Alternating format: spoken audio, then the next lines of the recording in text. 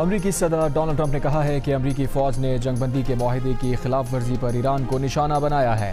ईरानी missile और drone storage के मकामात और रेडार साइट्स पर हमले किए हैं। सोशल मीडिया पर कहा कि ऐसा वक्त भी आ सकता है हम मज़ीद तहम्मुल का मुजाहरा करने के काबिल ना रहें और हमें फ़ौजी तरीके से उस काम को मुकम्मल करने पर मजबूर होना पड़े जो हमने कामयाबी से शुरू किया था। अगर ऐसा हुआ तो इस्लामी जमहूरिया ईरान का वजूद ख़त्म हो जाएगा।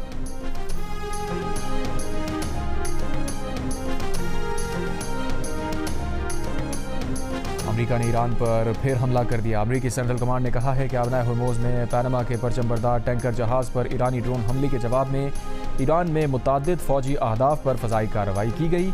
ईरान की फ़ौजी निगरानी के निज़ाम, मवासलाती मराकज़, फ़ज़ाई दिफाई तनसीबात, ड्रोन ज़ख़ीरा गाहों और बारूदी सुरंगें बिछाने की सलाहियत से मुताल्लिक़ अहदाफ को निशाना बनाया गया। कार्रवाइयाँ सदर ट्रंप की हिदायत पर की गई हैं। ईरानी मीडिया के मुताबिक सिरक और कशम में धमाकों की आवाज़ें सुनी गई हैं। सिरक में टेलीकम्युनिकेशन टावर निशाना बनने की इत्तला। बहरीन में ख़तरे के सायरन बजा दिए गए। अमेरिका ने हफ्ते की सुबह भी ईरान पर फ़ज़ाई हमला किया था जिसे ईरान ने नाकाम बनाने का दावा किया था और कहा था कि जवाब में खित्ते के कई अमरीकी फ़ौजी अड्डों को निशाना बनाया है, जिसके बाद बहरीन ने ईरानी ड्रोन हमलों का इल्ज़ाम लगाया था।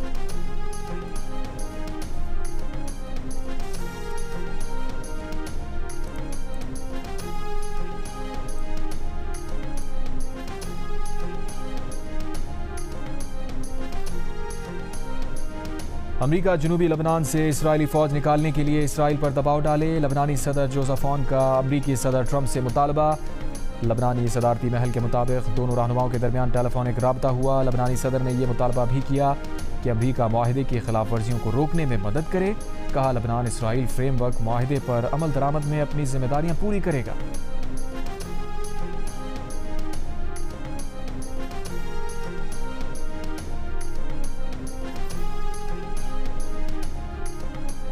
हिज़्बुल्लाह ने लबनान इसराइल माहिदा मुस्तरद कर दिया। हिज़्बुल्लाह रहनुमा नईम कासिम ने कहा कि अमरीकी सालिसी में तय पाने वाला फ्रेमवर्क माहिदा लबनान में इसराइली वजूद को कानूनी हैसियत देने के मुतरादिफ है।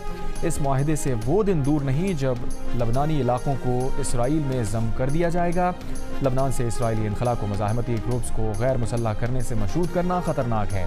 सैफरीक़ी फ्रेमवर्क माहिदों लबनानियों के लिए मुल्क की खुद मुख्तारी से दस्तबरदार होना है। अमरीका और ईरान मुफाहमती याददाश्त के बाद सैफरीक़ी फ्रेमवर्क माहिदे की कोई हैसियत नहीं। हमने मुश्किल तरीन हालात में मैदान नहीं छोड़ा और ना छोड़ेंगे।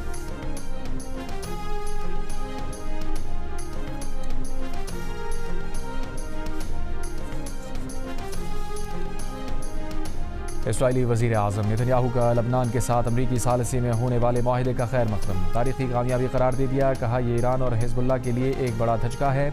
उन्होंने कहा कि माहिदे के तहत अमरीका और लबनान ने इसराइल के उस हक़ को तस्लीम कर लिया है कि वो लबनान के अंदर सिक्योरिटी जोन को उस वक्त तक बरकरार रख सकता है जब तक इसराइल की सलामती के लिए उसकी ज़रूरत है। हम इसे उस वक्त तक कायम रखेंगे जब तक हिज़्बुल्लाह और दीगर तमाम दहशतगर्द तंजीमों को गैर मुसल्लह नहीं कर दिया जाता और जब तक लबनान की जानिब से इसराइल को कोई मज़ीद ख़तरा लाहक नहीं रहता। इसराइली वज़ीर आज़म नेतन्याहू का रवां साल इंतख़ाबात के बाद वसी कौमी हुकूमत बनाने का भी दावा।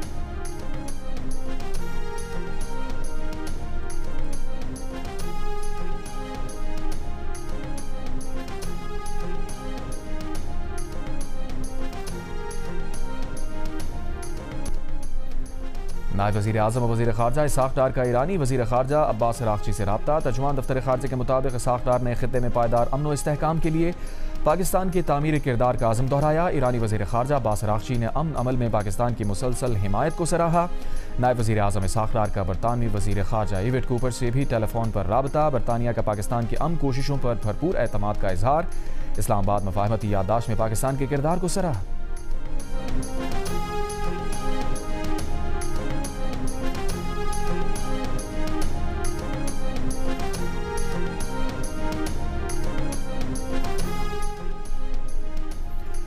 गिलगित बल्तिस्तान के नौमुंतखब वज़ीर आला अमजद हुसैन 1 जुलाई को हल्फ उठाएंगे। तकरीब वज़ीर आला सेक्रेटेरिएट चनार बाग में मुनक़्क़िद होगी। नौमुंतखब वज़ीर आला का कहना है कि बिलावल भुट्टो ज़रदारी हल्फ बर्दारी तकरीब में शिरकत करेंगे। वज़ीर आज़म और वफाकी वज़रा को भी हल्फ बर्दारी की तकरीब में मदऊ किया है। वज़ीर आला पंजाब के मावन खुसूसी शुएब मिर्ज़ा की सरगोदा में मकतूला बच्ची के घर आमद।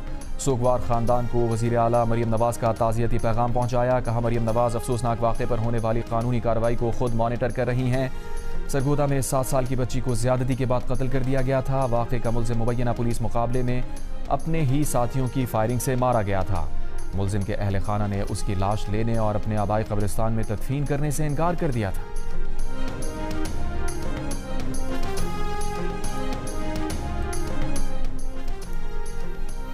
डीपीओ सरगोदा ने कहा है कि 7 साला बच्ची के कत्ल के चंद घंटों बाद ही मुल्ज़िम की गिरफ्तारी बड़ी कामयाबी थी। दीगर 4 अफराद भी गिरफ्तार हैं। मुतासरा खानदान के साथ प्रेस कॉन्फ्रेंस में कहा, कत्ल के बाद मुल्ज़िम खाना लेने के बहाने दुकान से चला गया था। बच्ची की लाश जिस कमरे में थी उसकी चाबी मुल्ज़िम के पास ही थी। पुलिस जब पहुंची तो दुकान की तीसरी मंजिल के कमरे के बाहर खून के धब्बे थे। दुकानदार ने पूछगछ के दौरान लाश की निशानदही की। 80 मशकूक अफराद के DNA के नमूने हासिल किए। 18 के नमूने फॉरेंसिक तज्ज़िये के लिए लाहौर भेज दिए। वाक़े के खिलाफ मुश्तइल हुजूम की दुकान में तोड़फोड़, 6 अफराद गिरफ्तार, मुकदमा दर्ज।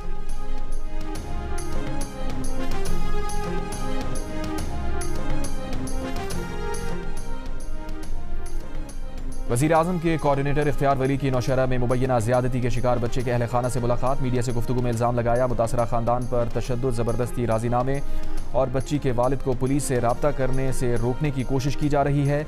DPO ऑफिस मुतासरा ख़ानदान पर राज़ीनामे के लिए दबाव डाल रहा है। IG को शिकायत के बाद वाक़े की FIR दर्ज की गई। 3 रोज़ कबल मदीना कॉलोनी में 6 साला बच्चे से मुबैना बदफेली हुई थी। मुकदमे में नामजद मुल्ज़िम गिरफ्तार है।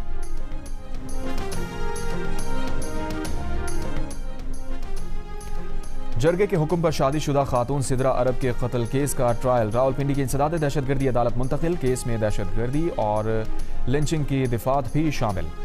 19 साल की सिदरा अरब को गैरत के नाम पर गुज़िश्ता साल 16 जुलाई को जरगे के हुक्म पर कत्ल किया गया था। मकतूला की तदफीन के बाद उसकी कब्र के निशानात मिटा दिए गए थे।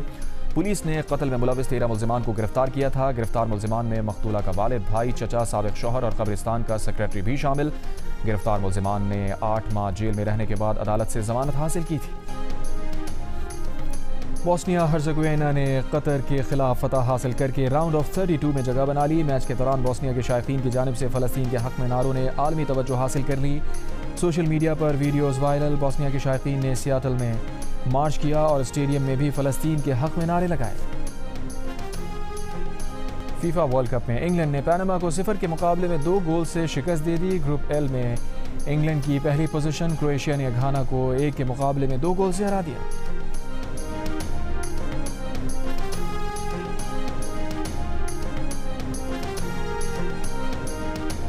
और दिफाई चैंपियन न्यूजीलैंड की team women T20 world cup से बाहर हो गई। इंग्लैंड ने उसे आखिरी ग्रुप मैच में 9 विकेट से शिकस्त दे दी। इवेंट के मैचेस जियो सुपर और माई कोपर बराह रास्त नशर किए जा रहे हैं।